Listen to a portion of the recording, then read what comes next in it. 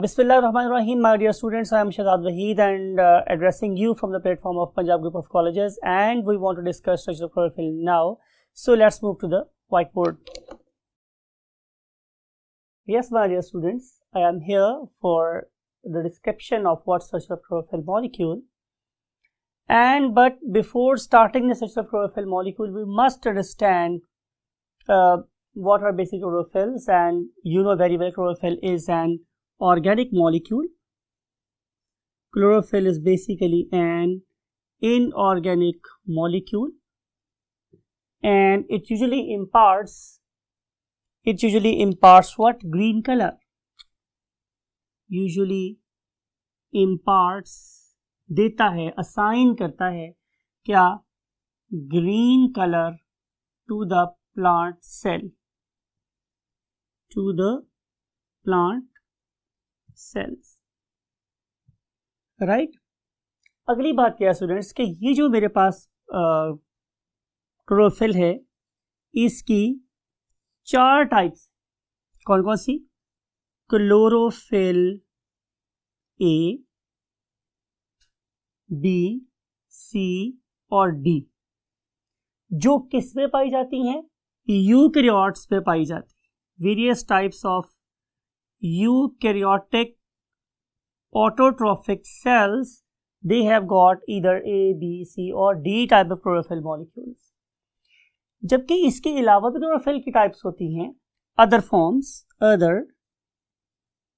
they are present in bacteriophils. bacteriophils इसका मतलब है कि ये वाला खास किस्म का जो क्लोरोफिल है ये प्रोकैरियोट्स पे पाया जाता है। किस में पाया जाता है? प्रोकैरियोट्स में। यू नो वेरी वेल कि हमारे पास ऐसे बैक्टीरिया भी एग्जिस्ट करते हैं। Those are capable of what? Making their own food from the solar energy, right. अगली बात माय डियर स्टूडेंट्स ये है, आफ्टर स्टडी द टाइप्स, अगली बात मेरे पास ये है कि ये जो मेरे पास क्लोरोफिल्स हैं ये किस जोन में से, आपको याद होगा हमने लास्ट लेक्चर में डिफरेंट जो फोटोसिंथेटिक पिगमेंट्स थे उनके हमने जोन डिस्क्राइब किए थे, और हम लोगों ने ये बोला था कि जिस जोन में से ये वाला पिगमेंट लाइट एब्जॉर्ब करेगा, जाहिर है उस पर्टिकुलर वेवलेंथ की एब्सेंस नजर आएगी हमें किसमें? एब्जॉर्प्शन स्पेक्ट्रम में, राइट। तो अब मैं वही बात यहाँ पर दोबारा कर रहा हूँ कि अगर ये मैंने लाइट ली, राइट, और ये लाइट कैसी थी? पॉलीक्रोमेटिक, और इसको मैंने एक ऐसी क्यूवेट में से पास किया कि जिसके अंदर क्या थे? क्लोरोफिल्स थे, राइट, क्लोरोफिल्स थे। क्लोरोफिल में से पास होने के बाद मुझे क्या नज़र आया कि यहाँ पे दो जगहों से लाइट एब्सेंट है। आपको याद आया? बिल्कुल ऐसी ही बात है कि हमने विब ग्योर लिखा था, विब ग्योर, राइट। तो ये इन दो जोन में से, यानी कि ये वाला जो जोन है मेरे पास, इस जोन में आप लोगों को नो लाइट, कोई लाइट नजर नहीं आई एब्जॉर्प्शन स्पेक्ट्रम में, because it has been absorbed by the chlorophyll molecule.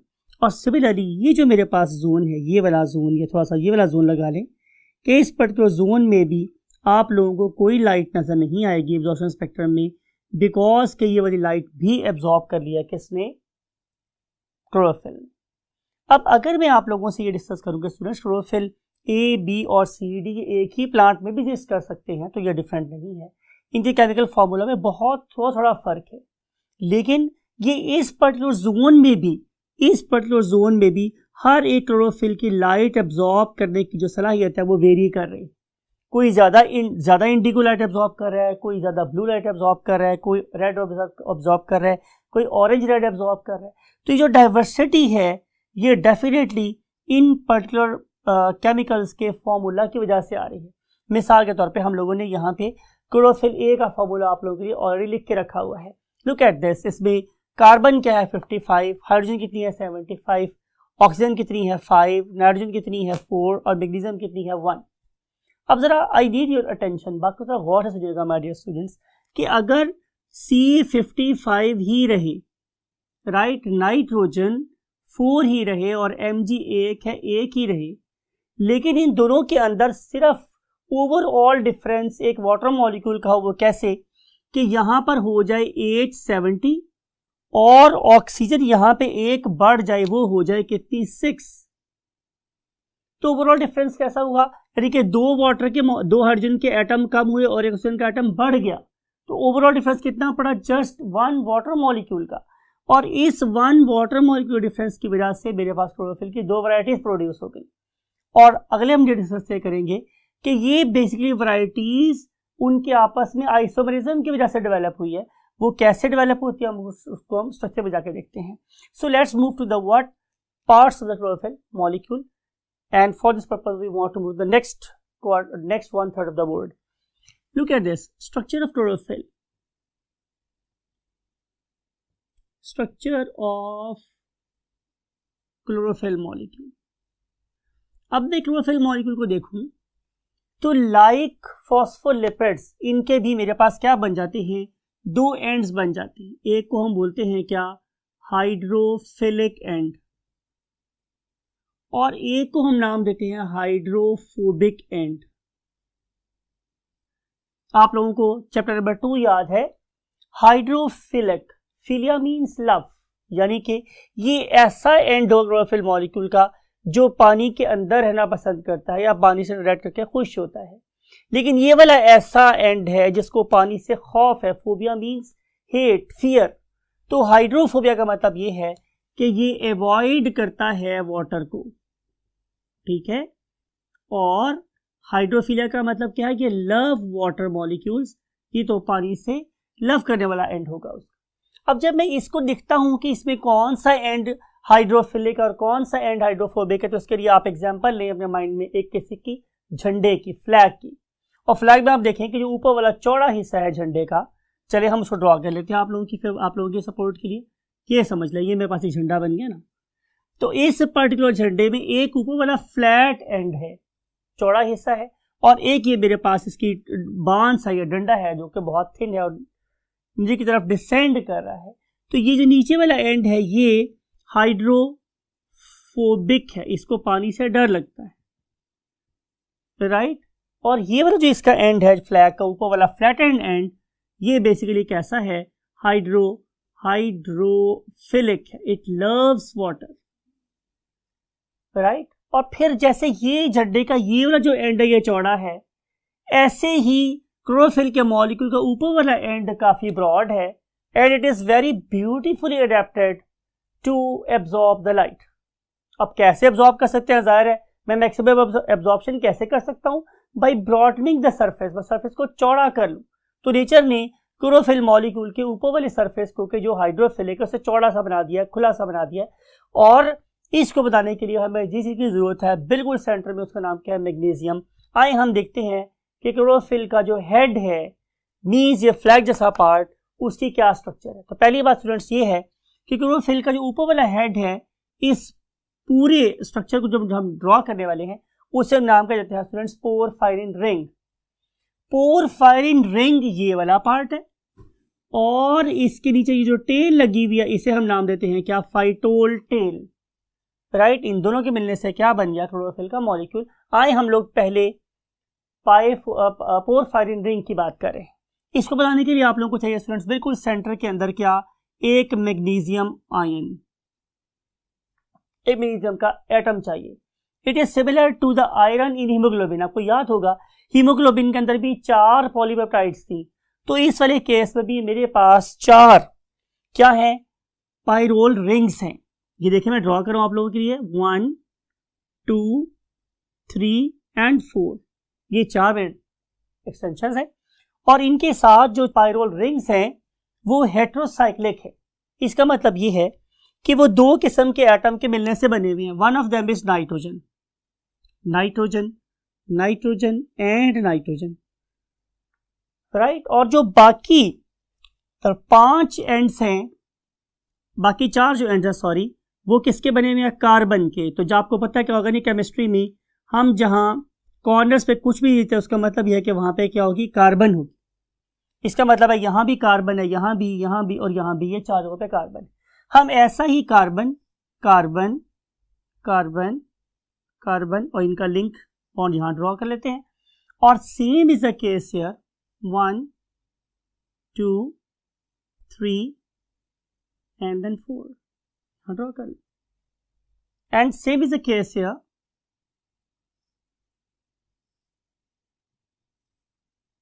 तो ये मैंने ड्रॉ कर लिया स्टूडेंट्स क्या, 4 पायरोल रिंग्स. अभी जो मेरे पास 4 पायरोल रिंग्स हैं ये आपस में जुड़े हुए किसके थ्रू कार्बन ब्रिज. यानी कि अगर मैंने इसको इससे लिंक करना है तो यहाँ पे कार्बन है जुड़ा हुआ है ऐसे. अगर मैं इसको इससे जोड़ना चाह रहा हूं तो यहाँ पे भी एक कार्बन इसके थ्रू जुड़ा हुआ है.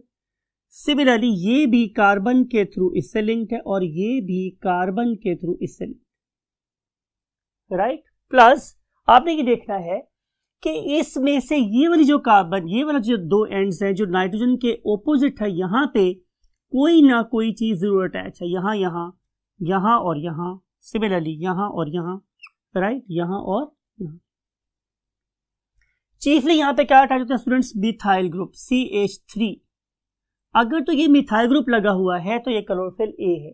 और अगर मैं यहाँ पे लगा दूं एक एल्डिहाइड ग्रुप, याद करें मैंने वो चैप्टर नंबर 2 में मिस यूनिवर्सल कॉन्सेप्ट दिया C double bond OH, right, something like it. ये मिस यूनिवर्सल के साथ H, ये एल्डिहाइड.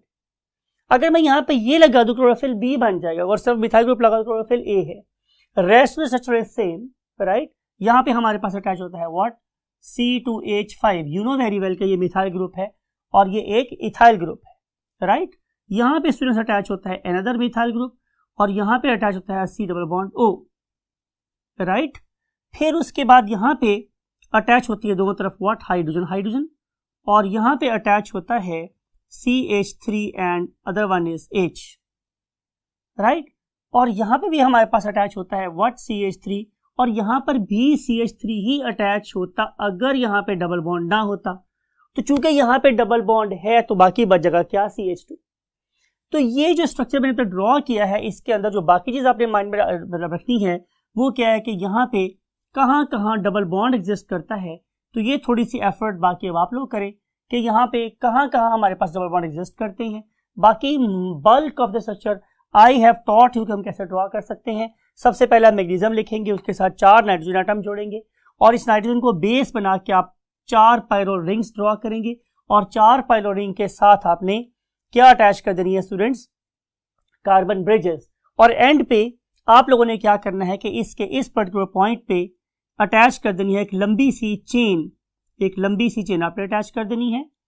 और इस चेन का सबसे इंपॉर्टेंट बात यह है कि आप लोगों को फॉर्मूला आना चाहिए और इसका नाम आना चाहिए आप लोगों की बुक के रेफरेंस से. इसका नाम है स्टूडेंट्स फाइटोल चेन. इसका नाम क्या है स्टूडेंट्स, फाइटोल चेन. और इस फाइटोल चेन के अंदर हमारे पास 20 कार्बन होते हैं और 39 हाइड्रोजन एटम्स होते हैं.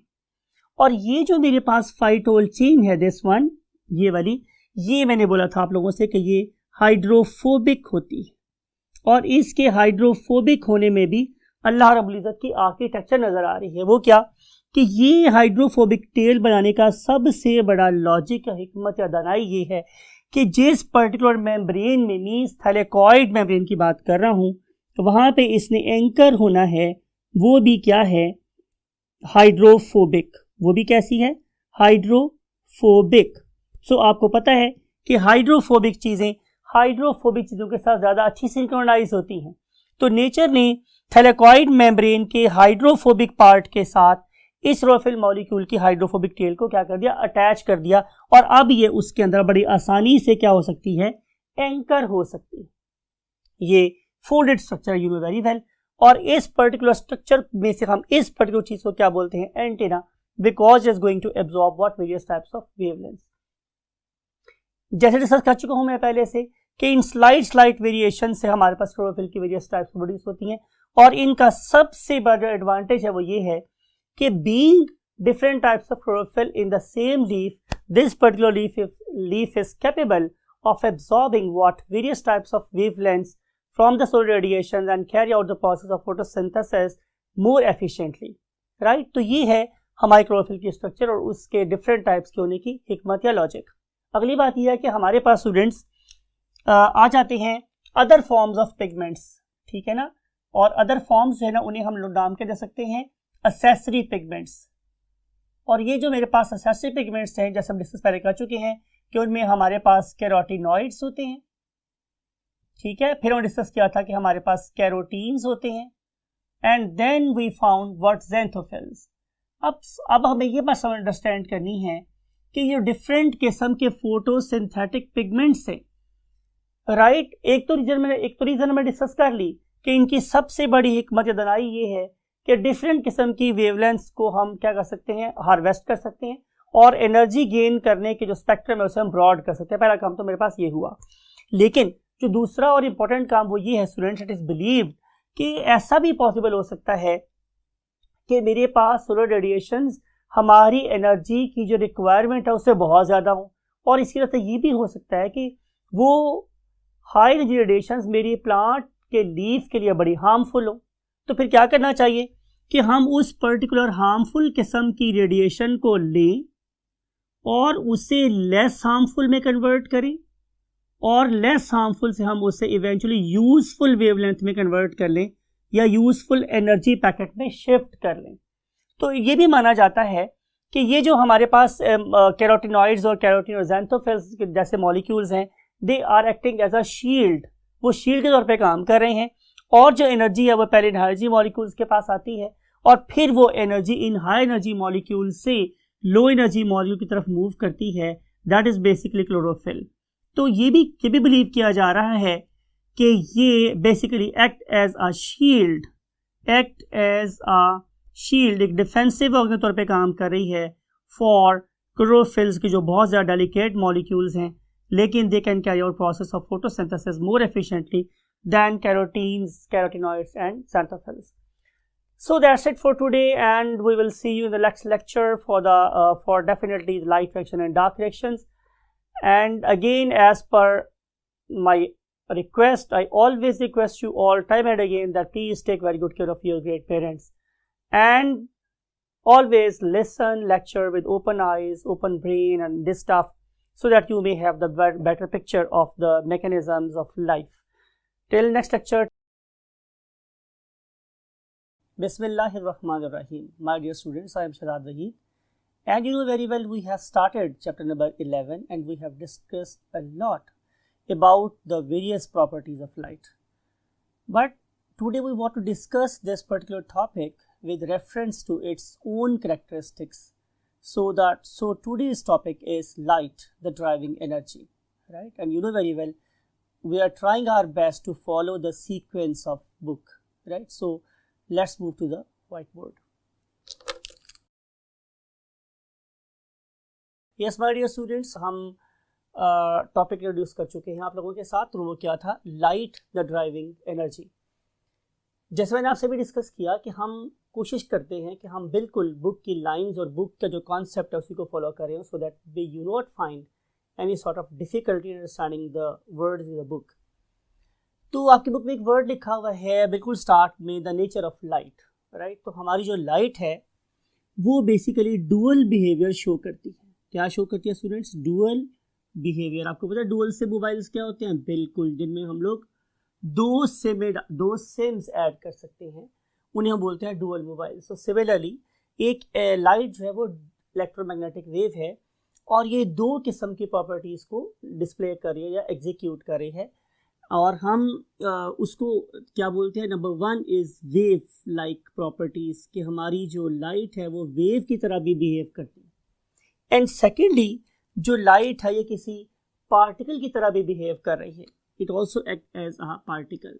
तो सवाल ये है कि अगर लाइट एक पार्टिकल की तरह बिहेव करती है तो फिर उस पार्टिकल का, उस पैकेट ऑफ एनर्जी का या पैकेट ऑफ लाइट का कोई नाम होना चाहिए। तो आपकी बुक ने इसके लिए जो नाम यूज़ किया है, या फिजिक्स भी यूज़ करती है, केमिस्ट्री वाले भी यूज़ करते हैं, that is the photon, right. तो whenever anybody asks you कि what are the meanings of what photon, so you must answer कि it is a packet of energy or it is a packet of light. So what is the ultimate source or the only source for our, you can say, solar system? तो answer is sun. Sun is the ultimate source of energy. तो वहाँ से energy flow कर रही है और towards earth move कर रही है। अब इस particular energy को अगर आप देखें तो इसका सिर्फ 1% क्या इस्तेमाल होता है? प्रोसेस ऑफ फोटोसिंथेसिस में इस्तेमाल हो रहा है। Imagine this particular sun is a globe, it is radiating energy in all direction, सब तरफ एनर्जी रेडिएट कर रहा है। तो उस एनर्जी में से सिर्फ वो वाला फ्रैक्शन ही यूजफुल है जो ट्रेवल कर रहा है टूवर्ड्स अर्थ, बाकी सारी की सारी energy it is being lost, it is being dissipated to the environment. तो काम की चीज मेरे पास सिर्फ फिर क्या हुई, वो अमाउंट ऑफ एनर्जी जो हमारी अर्थ की तरफ मूव करे। फिर क्या मेरी अर्थ की सारी सरफेस फोटोसिंथेटिक है? तो again answer is no, right. हमारी अर्थ का सिर्फ वो वाला फ्रैक्शन, वो वाला पार्ट दैट इज ग्रीन और इट इज बेस्टोव्ड, नवाजा गया है किसके साथ? With photosynthetic pigments. It can capture that particular energy and transform it into chemical energy, right. तो अब आपको ये वाली बात भी इनकलकेट करनी है आपके माइंड में कि अगर आप अपनी अर्थ को देखें तो उसमें 1/3 जो है वो क्या है, जाहिर है खुश्की है, उसे हम टेरेस्ट्रियल बोलते हैं, टेरेस्ट्रियल एरिया बोल रहे होते हैं। और जो अदर थिंग आपको पता है पानी, उसे हम एक्वेटिक बोल रहे होते हैं। तो आप लोगों की जो फोटोसिंथेसिस है उसका जस्ट 10% ही इस्तेमाल हो रहा है किसके अंदर, हमारी फेस ऑफ अर्थ पे। और जो 90% हमारे पास फोटोसिंथेसिस है या ऑक्सीजन है या CO2 फिक्सेशन है, वो हमारी कहाँ हो रही होती है, वाटर में हो रही होती है। तो हम इस वक्त जो फोकस कर रहे हैं वो उस पर्टिकुलर लाइट को कर रहे हैं जो हमारी अर्थ तक पहुंच रही है। उसमें जो रोल है पिगमेंट का, हमने कल भी डिस्कस किया था, वो यही है कि वो एक सोलर एनर्जी को कन्वर्ट कर सकते हैं इनटू केमिकल एनर्जी, राइट। और जो मेरे पास सोलर एनर्जी है उसका नाम हम लिख चुके हैं, that is a packet of light known as a photon. और अगर मैं केमिकल एनर्जी की बात करूं तो वो क्या हो सकती है, जाहिर है ATP हो सकती है, या आप लोगों ने चैप्टर नंबर 2 में पढ़ा था क्या हो सकता है, FAD हो सकता है, जो उससे ज़्यादा बड़ा पैकेट ऑफ एनर्जी है, या फिर वो हमारे पास NADP या NADPH2 हो सकता है, या सिंपल NADH2 हो सकता है जो उससे बड़ा पैकेट ऑफ एनर्जी है। तो ये सारी की सारी चीज़ें बनाने की सलाहियत जिस पर्टिकुलर सब्सटेंस के पास है उससे हम क्या बोलते हैं, पिगमेंट। और आज हम इन्हीं पिगमेंट्स और इन्हीं लाइट के बारे में बात करेंगे। वो वाली एनर्जी जो हमारे सन से निकल रही है वो डिफरेंट किस्म की रेडिएशंस पे कॉन्सिस्ट करती है। और उसके लिए हम लोगों ने यहाँ पे एब्सोल्यूट मीन परफेक्ट क्या बनाया हुआ है, स्पेक्ट्रम, किस चीज़ का, डिफरेंट वेवलेंथ्स के जो यहाँ से निकल रही है। अगर हम लेफ्ट से राइट की तरफ मूव करेंगे तो जो वेवलेंथ है वो बढ़ती चली जाएगी, राइट। वेवलेंथ यानी कि जो कॉस्मिक रेस है उनकी वेवलेंथ सबसे छोटी है, उससे बड़ी गैमा रेस की रेडिएशन है, उनसे बड़ी एक्स रेस की रेडिएशन है, उनसे बड़ी यूवी रेडिएशन है, और उससे बड़ी हमारे पास विजिबल लाइट की वेवलेंथ है। अब आप लोगों के लिए इस पर्टिकुलर विजिबल लाइट से ज़्यादा इंपॉर्टेंट इस वक्त कोई चीज़ नहीं है when we are studying what the process of photosynthesis. हाँ, अगर हम फिजिक्स और केमिस्ट्री की बात करें तो जाहिर है उनके लिए बाकी वेव्स भी इंपॉर्टेंट है, for example infrared and then microwaves and then radars and radio waves. I was reading a book, उस बुक में लिखा हुआ था कि ये जो आखिर पे जो हमारे पास वेव्स बनती हैं उनकी जो वेव लेंथ है वो किसी फुटबॉल ग्राउंड से भी बड़ी हो जाती है, right. And I think you know very well, आप ग्रेड 9 में और इससे पहले भी पढ़ के आए हुए हैं कि the distance between the two troughs और the two crests is known as what the wavelength. अगर हम आपके लिए ड्रॉ भी कर दें कोई मुश्किल सी बात नहीं है, समथिंग लाइक इट कि अगर मैं इसको यूँ ड्रॉ कर रहा हूँ, राइट, तो ये दो पॉइंट्स A और B ये दोनों क्या हैं, ये टू क्रेस्ट्स हैं। तो इन दो क्रेस्ट में जो डिस्टेंस है या ये दो जो डिप्रेशंस हैं C और D, something like it C और D, इन्हें हम क्या बोलते हैं, ट्रफ्स। तो इनके दरम्यान में जो डिस्टेंस है उसे हम वेवलेंथ का नाम देते हैं। तो यहाँ पे जो वेवलेंथ है वो बहुत छोटी है और यहाँ पे जो वेवलेंथ है वो बहुत बड़ी है, लेकिन एनर्जी इधर ज़्यादा है और इधर कम है, राइट। तो हम कह रहे ये चाह रहे हैं कि हमारे लिए इस वक्त इंपॉर्टेंट है जाहिर है विजिबल लाइट। अब मैंने इसकी वेवलेंथ को देखना है तो इसकी वेवलेंथ माय डियर स्टूडेंट्स क्या है, 380 नैनोमीटर। यहाँ से ये रोशनी में नजर आना शुरू होती है, इससे पहले वाली वेवलेंथ्स को हम नहीं देख सकते। जाहिर है हमारी आईज बहुत मार्वलस ऑर्गन है but it has got a limitation, और वो जो लिमिटेशन है वो हमें कहाँ नजर आती है, मिनिमम वेवलेंथ से लेकर मैक्सिमम वेवलेंथ। और मैक्सिमम वेवलेंथ हमारे पास कितनी है, 750 नैनोमीटर, यानी कि हम सिर्फ इतनी रोशनी को देख सकते हैं, इसके बाहर और इसके अंदर हम लाइट को बहुत आसानी से नहीं देख सकते। अगर देखेंगे तो हमें प्रॉब्लम हो सकती है। कल डिस्कस हुआ था, बहुत डिटेल से मैं डिस्कस किया था इस बात को कि जो विजिबल लाइट है ये बेसिकली पॉलीक्रोमेटिक है। पॉली का मतलब होता है many and chroma means colour. और मैंने आपसे कल ये भी बताया था कि ये 7 कलर्स हैं और इन 7 कलर्स को हम विब ग्योर के नाम से याद रख सकते हैं। विब VIB विब, ग्योर GYOR ग्योर। और इस पर्टिकुलर विब ग्योर का मतलब आप भी जानते हैं कि violet, indigo, blue, green, yellow, orange and then red. आप लोगों के लिए हमने यहाँ पे एक स्पेक्ट्रम भी अटैच कर किया हुआ है। Look at this. तो इसमें आप लोगों को ये बिल्कुल बैंड नजर आ रहे हैं, कहाँ वायलेट एग्जिस्ट कर रहा है, कहाँ इंडिगो, कहाँ ब्लू, कहाँ ग्रीन, येलो, ऑरेंज और रेड। और ये लुक एट दिस के डिफरेंट किस्म की वेवलेंथ्स हैं जो 380 से स्टार्ट हो रही हैं और 750 नैनोमीटर तक जा रही हैं। अब कल आप लोगों को याद होगा हमने एक्सपेरिमेंट किया था क्यूवेट के साथ, राइट। हमने क्या किया था, हमने एक पर्टिकुलर प्लांट के लीफ लिए थे, हमने उसको चॉप किया। चॉप करने के बाद हमने उसे बीकर में डाला और बीकर में डालने के बाद हमने उसके अंदर एक ऑर्गेनिक सॉल्वेंट डाला था, बिकॉज क्लोरोफिल वाज ऑर्गेनिक और जो अल्कोहल या कार्बन टेट्राक्लोराइड है वो भी कैसे हैं, ऑर्गेनिक। तो ये आपस में क्या होते हैं, मिक्सिबल होते हैं, आपस में मिक्सअप हो सकते हैं, डिजोल्व हो सकते हैं। तो उसके अंदर हमने इस चीज़ को डिजोल्व किया था, उसको हमने फिल्टर किया था और फिल्टर करने के बाद हमने उसको क्यूवेट में डाल दिया था। और क्यूवेट में डालने के बाद हम लोगों ने उसमें से क्या पास की थी, polychromatic light.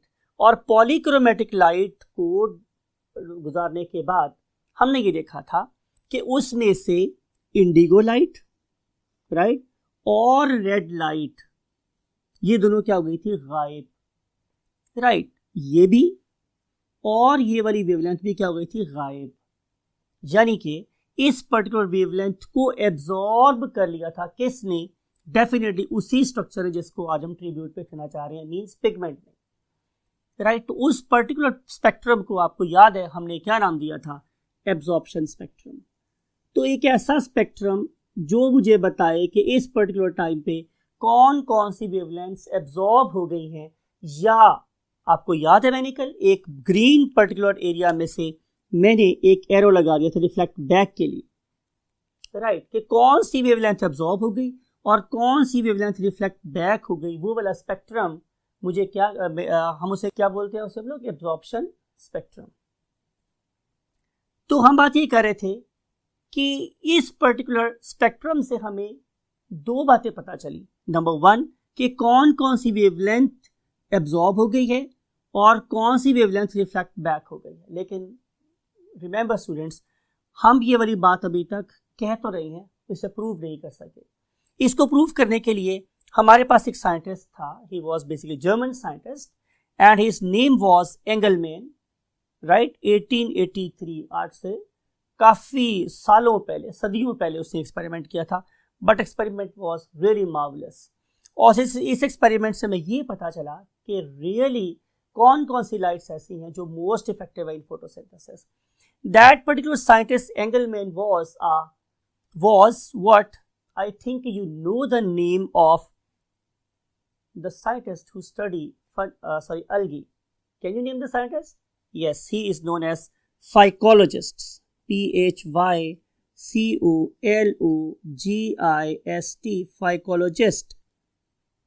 And can you name the scientist who is going to study fungi? Yes, mycologist. It is just a revision or again a recall for your, you can say, fertile minds. He was working on an algae and that algae was Spirogyra.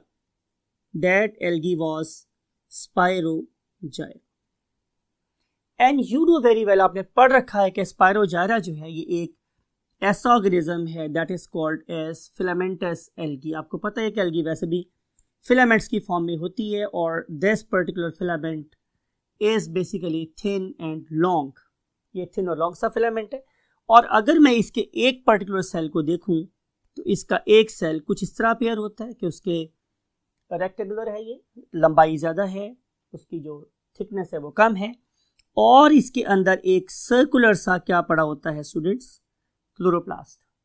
तो इससे हम identify कर सकते हैं कि ये एक स्पायरोजाइरा है। अब उसने किया क्या माय डियर स्टूडेंट्स, उसने इस पर्टिकुलर स्पायरोजाइरा को इल्यूमिनेट किया, जगह को इफेक्टिवली यूज करना चाहते हैं। दोबारा से ड्रॉ कर रहे हैं स्टूडेंट्स कि उसने इस पर्टिकुलर लाइट को लिया, उस पर्टिकुलर लाइट को उसने प्रिज्म में से पास किया, राइट, और प्रिज्म में से पास करने के बाद इसके सामने स्पायरोजाइरा के सेल्स रखती है, समथिंग लाइक इट, राइट। बात को अपने जरा गौर से सुनना है हमारे डियर स्टूडेंट्स। उसने किया क्या, लाइट को प्रिज्म में से पास किया तो जाहिर है वो स्प्लिट हो गई इनटू 7 कलर्स, यानी कि विबग्योर, जो अभी हमने ऊपर लिखा हुआ है, सेम थिंग विबग्योर,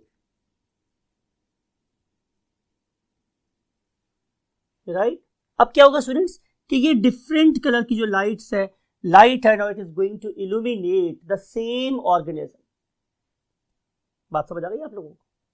अब रिजल्ट क्या होगा मेरे पास कि ये वाला एरिया, दिस वाली एरिया की बात कर रहा हूं कि it is basically expose to indigo and this particular area is expose to blue light, this particular area is expose to what, red light, and this area is expose to orange light.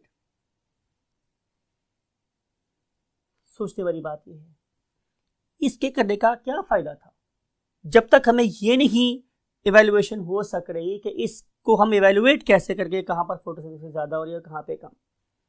इसके लिए हम 2 veg use कर सकते हैं। पहला वे तो ये हो सकता है स्टूडेंट्स के यू नो वेरी वेल कि मैं ये देखूं कि कहां किस पर्टिकुलर कलर के सामने ज्यादा बबल्स प्रोड्यूस हो रहे हैं। डेफिनेटली वो बबल्स किसके होंगे, ऑक्सीजन के होंगे। तो हमने ये देखा कि इस पर्टिकुलर जोन में, राइट, और इस वाले पर्टिकुलर जोन में जो अमाउंट ऑफ बबल्स थे वो ज्यादा थी, राइट।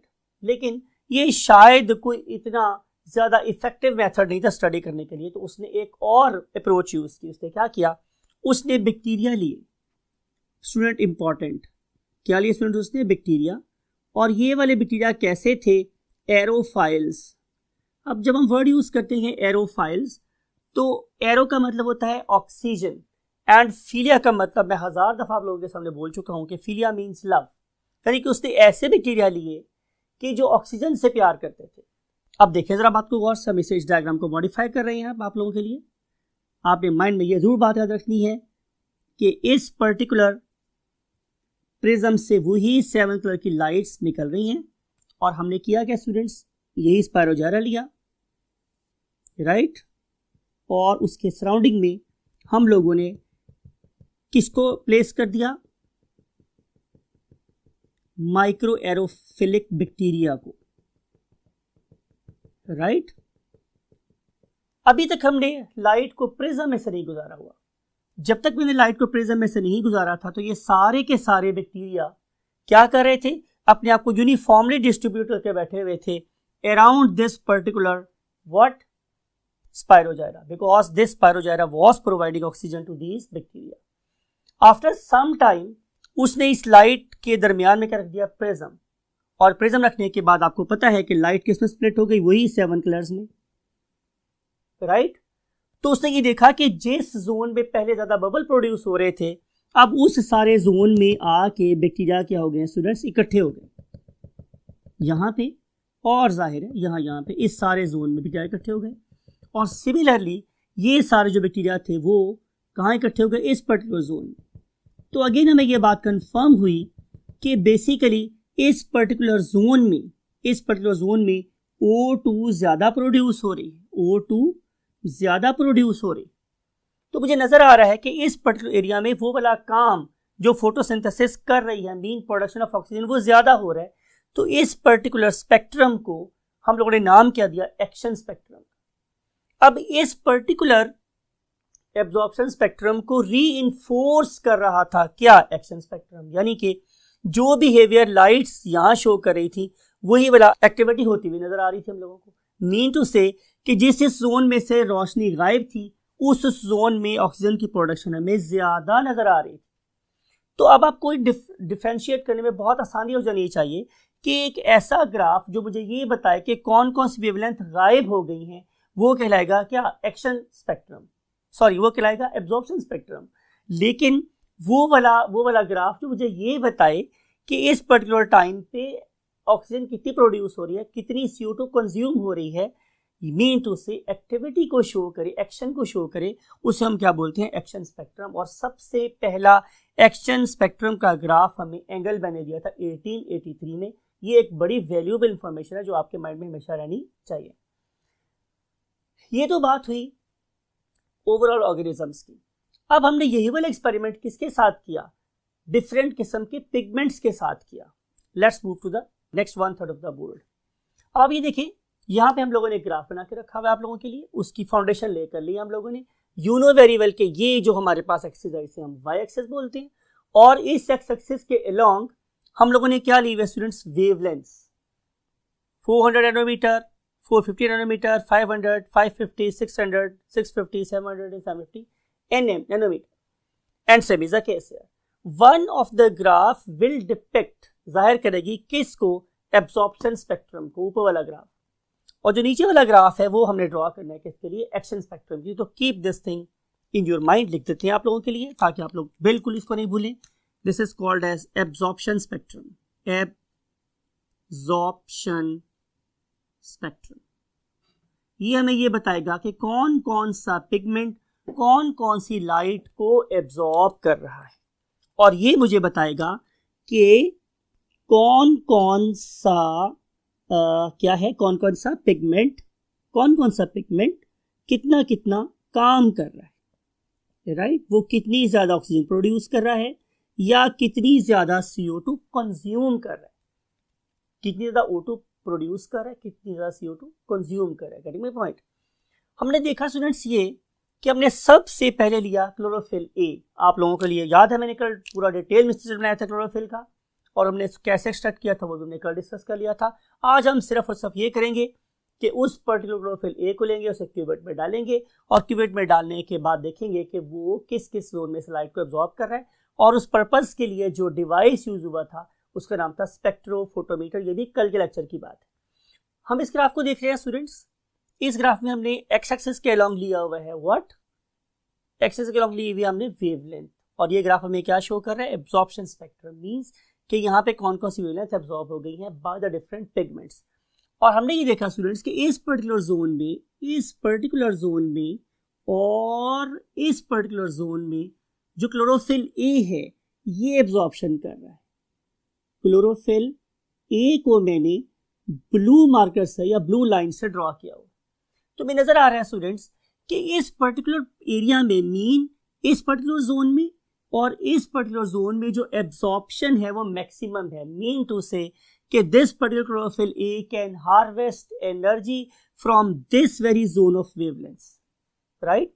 फिर हम चलते हैं इसके बाद, तो हम देखते हैं कि जो हमारे पास क्लोरोफिल बी है, जिसको मैं आप किसी रेड मार्कर से ड्रॉ करूं, chlorophyll B, right? Chlorophyll B इसके अंदर वाले जोन से, कंपैरेटिवली इसके अंदर वाले जोन में से एनर्जी एब्जॉर्ब करता है। मींस आउटर जोन में से एब्जॉर्ब कर रहा है क्लोरोफिल ए, और इसके अंदर वाले एनर्जी जोन में से एब्जॉर्ब कर रहा है क्लोरोफिल बी। आपको याद है हमने कल इसमें हिकमत या दानाई फाइंड की थी कि बेसिकली जब डिफरेंट किस्म के क्लोरोफिल एक ही प्लांट में होंगे तो वो डिफरेंट किस्म की वेवलेंथ को, जो डिफरेंट वेदर्स में, डिफरेंट एनवायरमेंटल कंडीशंस में, different parts of the day में होती हैं, उसको क्या करेंगे? एब्जॉर्ब कर सकेंगे।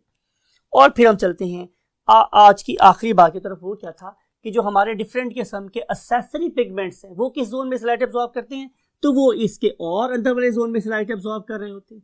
तो ये जो मैंने लाइट एब्जॉर्ब किया ये एक्सेसरी पिगमेंट्स के लिए है, और जब मैं एक्सेसरी पिगमेंट्स की बात करता हूँ तो जाहिर है वो क्या हो सकते हैं? आपको याद है कल का लेक्चर हमने बोला था कैरोटिनॉइड्स, कैरोटीन्स एंड ज़ैंथोफिल्स।